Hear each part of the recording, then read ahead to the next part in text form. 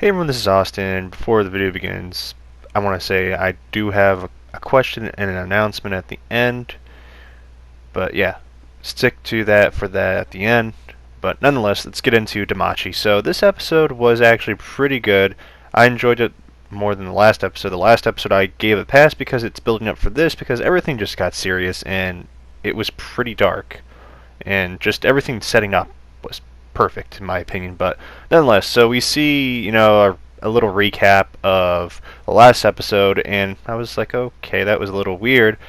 Now we actually have the rest of what happened the last episode of, Belle being cornered, and Miko is, yelling her lungs out, to say the least, and it's just, I was like, oh, that's who's going to come and save him. And it was kind of funny because I'm like, I kind of suspected that would happen.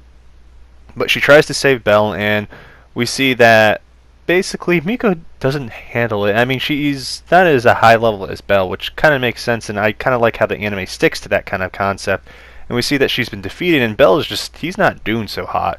And we have this weird like thing on Aisha, and Belle loses and gets knocked out, obviously, because we don't know too much, and we've heard about how these people of the Ishtar family have been very weird and secretive about their levels. And last time we heard that Aisha is supposed to be like a close to leveling up at level 3, if I'm not mistaken, if I remember correctly. But we see that kind of all come out to play, and it's just this is why I'm enjoying the anime. I mean, we saw it with the Rise and the Shield Hero, obviously, too, with a level difference at certain points. And I mean, if you've ever played like Borderlands, level difference, and it sometimes can matter. And just seeing this in a anime kind of just makes me want to go and play, some RPGs or something, because it makes you want to get better. And this is how we getting a little on a tangent, but getting back to the whole thing, we see that Hudahim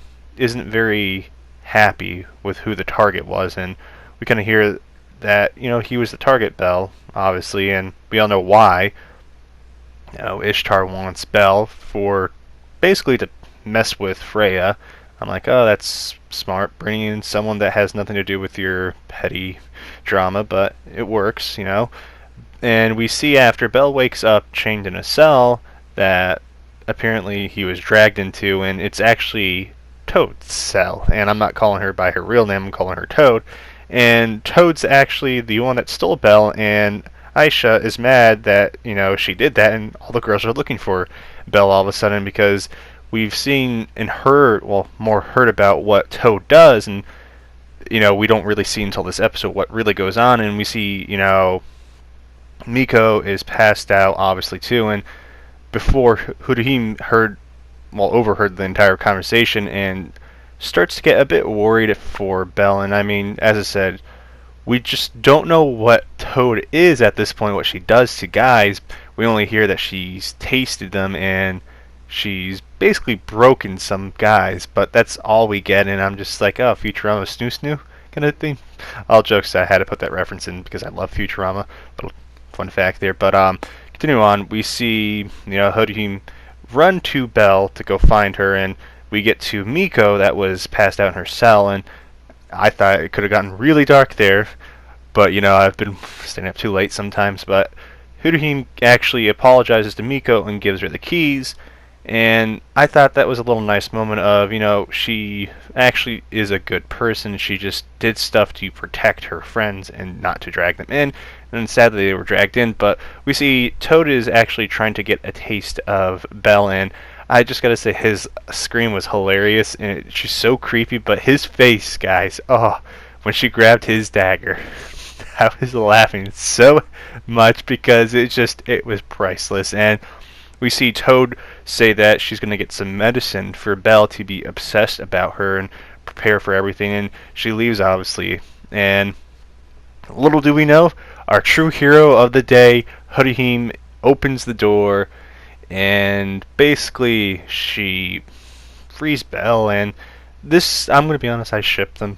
I really am starting to like Hudahim. She's kind of like a older sister type in my opinion, and it's a mixed mosh for me. But what do you think she, like, kind of type she is? Tell me in the comments down below. But continuing on, we see basically Belle crying, and he hugs her, and she comforts him. And I thought that was a nice little moment because we had something pretty traumatizing to say the least. But we see actually now Miko is out of her cell and just kind of sneaking around, and the girls are still looking for Toad and Belle, and we see basically Miko try to use her spell to locate where Belle is, but he's not within the range.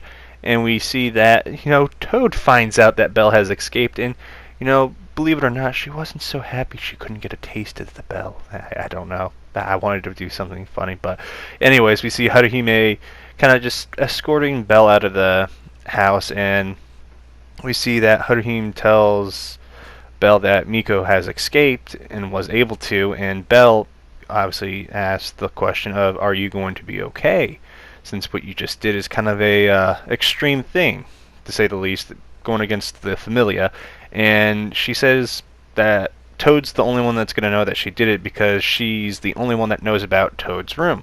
And we actually get to see what happens in that room. And for YouTube's sake, I can't show certain photos, but I can tell you it's quite honestly dark what she does to guys. And I'm not surprised, to say the least, but it's just, oh, poor guys that went through that stuff.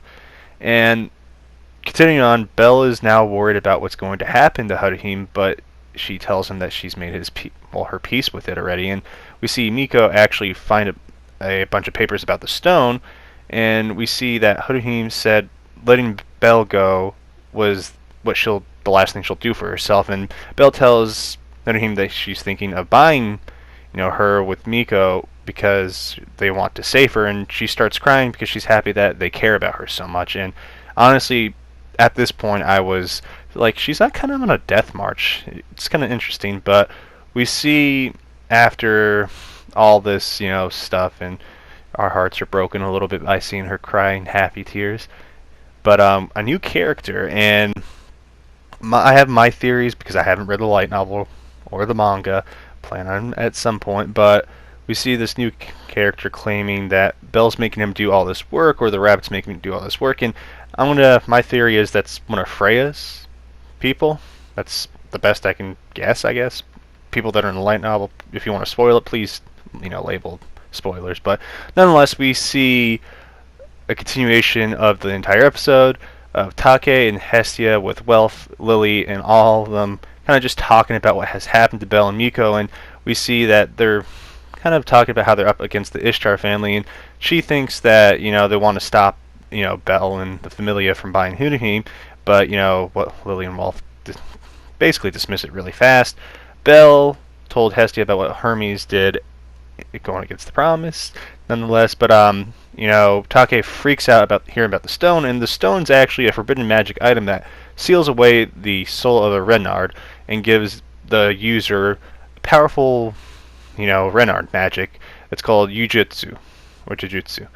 I like to make my own, forms of language sometimes, but it just starts getting interesting, especially that Miko finds out what's going on, and the stone can be broken into fragments and still will be strong. After the stone is shattered, the soul cannot be restored, and we just kind of see this ritual has to be done at a full moon, which is obviously tonight in the anime, not tonight, unfortunately.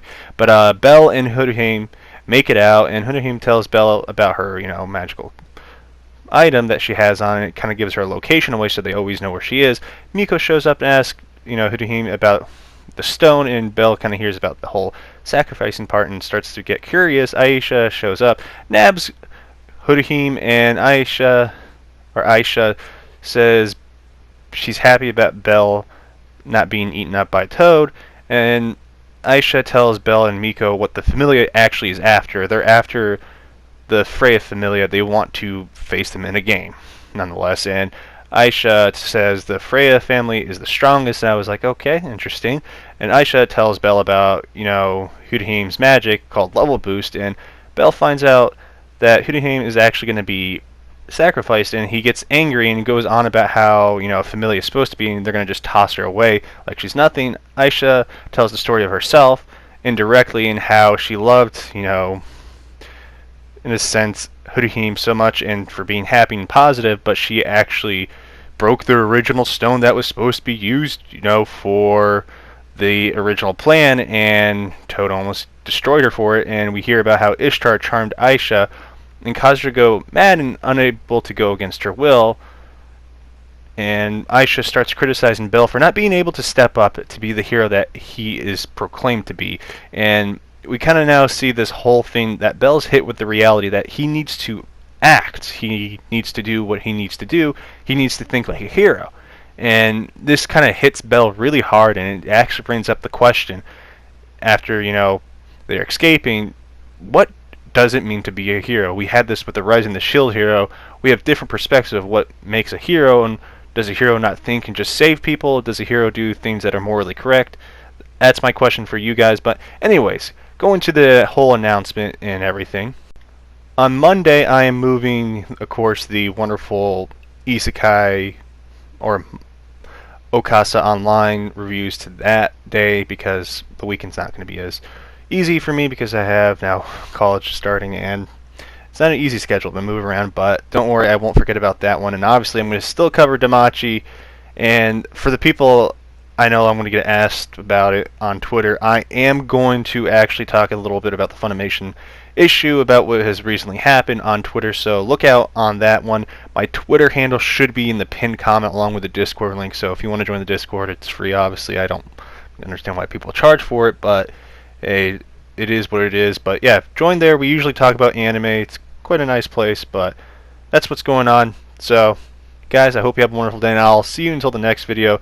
And before I actually go, a little PSA: do not trust any videos so far that have anything about Season 2 about Shield Hero. I have been seeing that going around, so nothing's been announced yet. It's going to be this weekend, so I'll let you know if anything happens. Stay tuned. But anyways, guys, thank you for watching, and I'll catch you later. This is Austin, and I'm signing out. Peace.